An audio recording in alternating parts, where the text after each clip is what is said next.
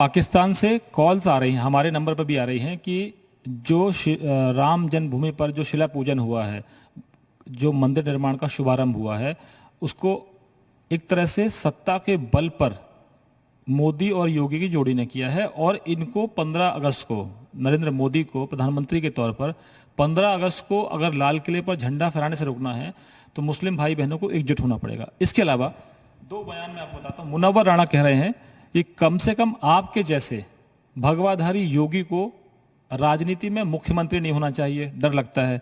शफीकुर रहमान बर्क कहते हैं कि सत्ता के बल पर ही सब हो जाता है।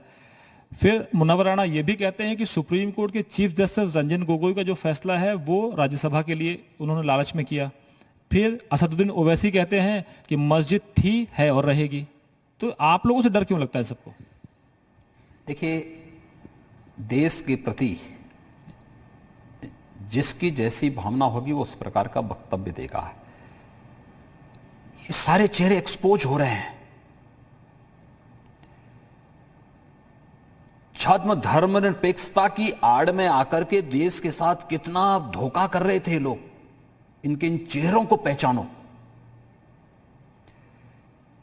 इन लोगों को शर्म आनी चाहिए। तनिक भी लोग लाज होता तो इनको इंडोनेशिया से सबक सीखना चाहिए था।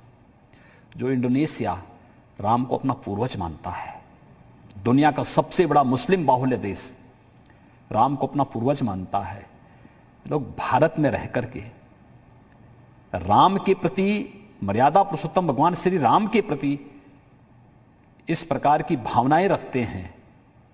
तनिक भी लोग लाज होती इन लोगों में तो संभवतः इस प्रकार के गैर जिम्मेदाराना बयान ये लोग नहीं देते।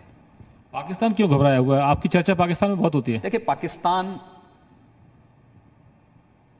जिस दिन भारत की बोली बोलने लग जाएगा उस दिन उसका अस्तित्व समाप्त हो जाएगा।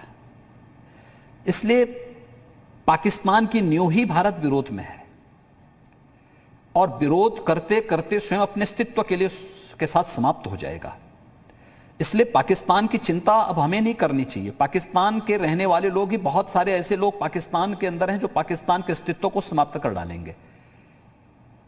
भारत में सुख और समृद्धि के लिए जो भी व्यक्ति काम करना चाहता है उसको भारत की परंपरा पर गौरव की अनुभूति करनी चाहिए और भारत के साथ मिलकर के सबका साथ, सबके विकास की इस भावना को जन जन तक पहुंचाने का कार्य में अपना योगदान देना चाहिए। और मुझे लगता है इसी में हर जाति, हर मत, हर मजहब, हर क्षेत्र, हर भाषा का कल्याण है। मुख्यमंत्री जी, अल्पसंख्यकों का डर यह है कि कुछ नेताओं ने बयान दिया, चाहे साध्वी रितंभरा हो, विनय कटियार, कहते हैं कि अयोध्या तो झांकी है, काशी मथुरा बाकी है, वो भी लेंगे। देखिए, जैसे इन लोगों के बयानबाजी एक पक्ष से हो रही, दूसरे पक्ष को आज कैसे आप रोक सकते हैं?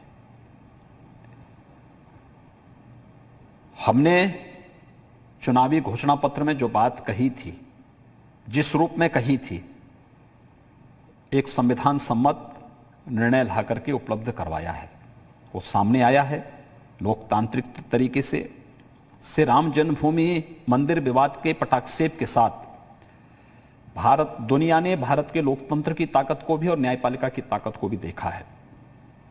जो लोग गिदड़ी भफकी दे रहे हैं ना, इन लोगों ने 5 अगस्त 2019 को भी दिया था जब धारा 370 समाप्त हुई थी, और तब भी जब राम जन्मभूमि का फैसला आ रहा था उस समय भी देने का कुत्सित प्रयास किया था।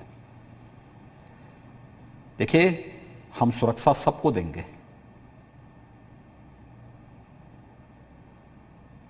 उत्तर प्रदेश के अंदर 24 करोड़ जनता की सुरक्षा मेरा दायित्व है,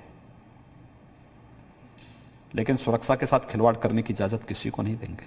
अगर कोई खिलवाड़ करने का दुस्साहस करेगा तो फिर उसको उसकी कीमत भी चुकानी पड़ेगी।